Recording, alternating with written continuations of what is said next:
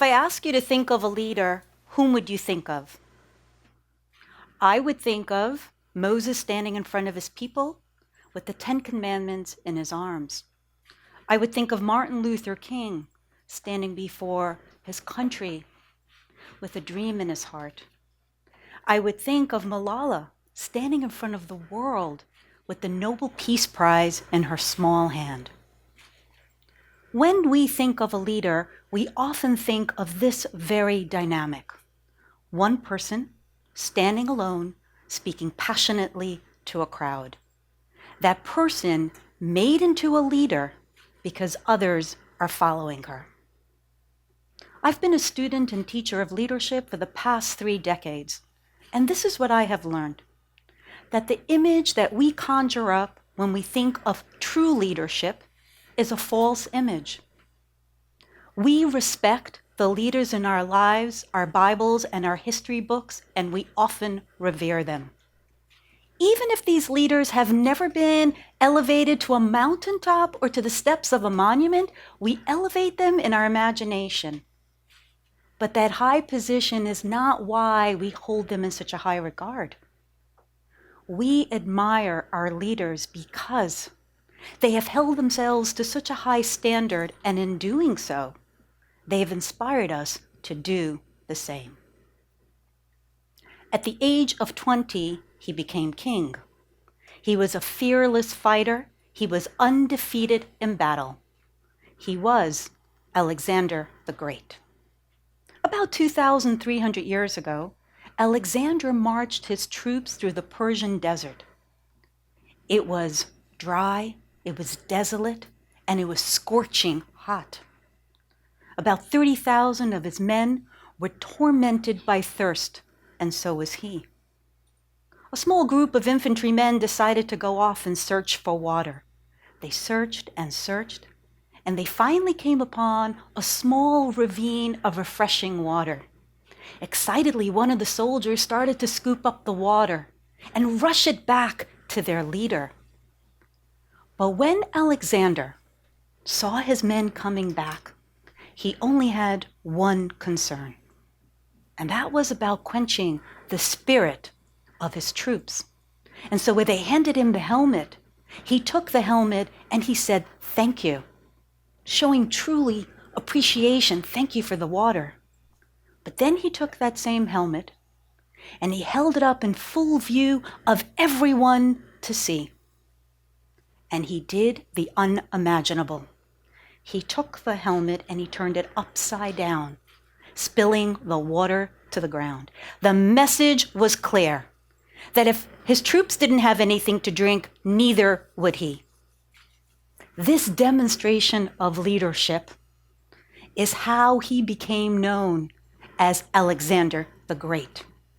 Not because he was able to build empires or conquer nations or conquer armies. No, he became great because he was able to conquer an instinct that most of us have. And that instinct is to think that leaders are superior. What he understood so profoundly is that leaders aren't great because they have power. Leaders are great because they can empower others. Understanding this truth was one of his greatest victories. When he saw despair, he was able to inspire hope. When he saw struggle, he was able to inspire success. Great leaders make us feel what they feel. They make us feel that we can do the unthinkable. That is why, when we often think of leadership, we often think of it as adoring crowds, and we think leadership is an external quality. But leadership has always been, and will always be, an internal quality. To lead outwardly, you first must learn to lead from within. People always ask me, how can I become a great leader? They want to know the answers to the question of what, where, when, and even why should I be a great leader? But they're forgetting the most important question of all. Who? Who am I? What do I stand for? What am I willing to sacrifice for? When you are able to answer the question of who, it's the beginning of understanding self.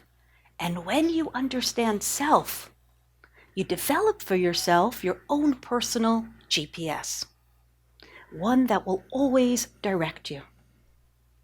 Each and every one of us, every day, faces all kinds of storms of situations. Without a solid set of values, it will feel as if we are experiencing our challenges and our storms for the very first time. As we try to keep up with the ever-evolving world around us, each and every one of us must develop an inner architecture. We must develop our own core inner compass.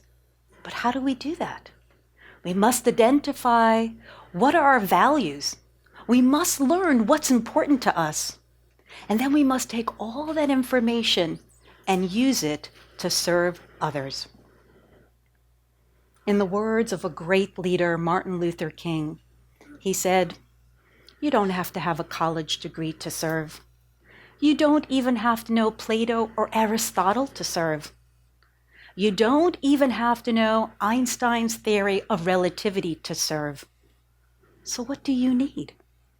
He went on to say, all you need to have is a heart full of grace and a soul generated by love. But some people still make the mistake of thinking leadership is being at the right place or the right time. It's about opportunity or lack of opportunity.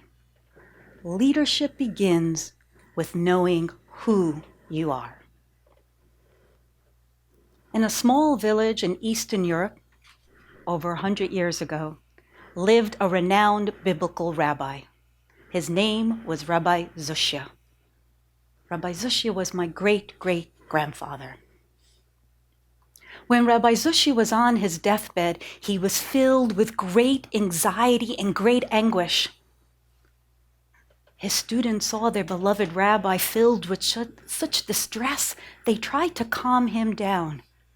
And they said to him, "Rabbi Zushya, you were almost as kind as Abraham and almost as wise as Moses. You have nothing to worry about." And Rabbi Zushya looked at his students and said, "That will not matter. When I go to heaven, they're not going to say, 'Why wasn't I like Abraham?' or 'Why wasn't I like Moses?' They're going to ask me, 'Why weren't you more like Rabbi Zushya?'" At the end of the day, as leaders, we need to acknowledge who we are.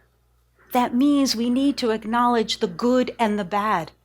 We need to acknowledge our successes, but also our shadows, because none of us are perfect. Therefore, we must, and I'll say it again, therefore we must resist the urge to disqualify people just because they are not perfect. Instead, we must revere those who have been able to persevere, because those who have been strong in a struggle can teach each one of us to be strong in a struggle. And those who have been calm in a storm can teach us to remain calm in a storm. And those who have been able to embrace their shadows will teach us to embrace all of who we are. Today, we know more about every single person, including our leaders. We know their flaws, their mistakes, and their shadows. But the question is, how well do you know yourself?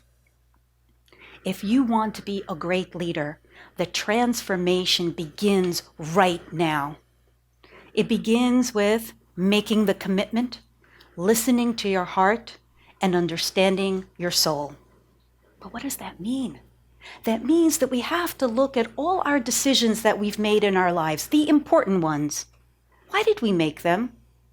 What values informed those decisions? Knowing the answer to those questions is how we begin to serve ourselves. And when we begin to serve ourselves, only then will you be able to serve others. There are two kinds of people: those who think they can be great leaders and those who think they can't. And in both cases, they are right. Some people still believe that when it comes to leadership, it's reserved for the selected privileged.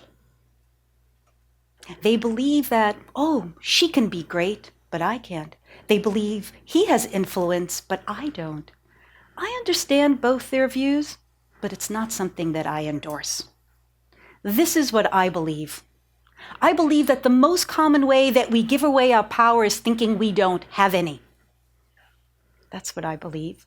Leadership is my life's work, and what I know can be summed up in this way. When it comes to leadership, leaders are not born, they are made. They are made like everything else is made, through values, virtues, principles, and character. That means we have to lead from within. When you lead from within, you will be able to stand alone when most people follow a crowd.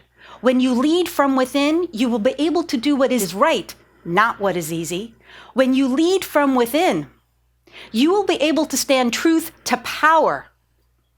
And when you lead from within, you will be able to empower others to stand in their truth and to speak to their power. But remember, leadership is not an abstract, obscure, godlike skill that is only for the few of us. No, leadership exists in each and every one of you. That is why today, these spotlights should not be on me on stage. The spotlight should be on each and every one of you. Because a successful leader doesn't ask her audience to look at her alone on stage. A successful leader asks her audience to look within themselves. Why? Because every single one of us has a quenching thirst to find our purpose, to make an impact, and to leave our mark. But how do you do that? You do that by identifying your values, consulting your core inner compass, and following its direction. And when you do, others will always follow you. Thank you.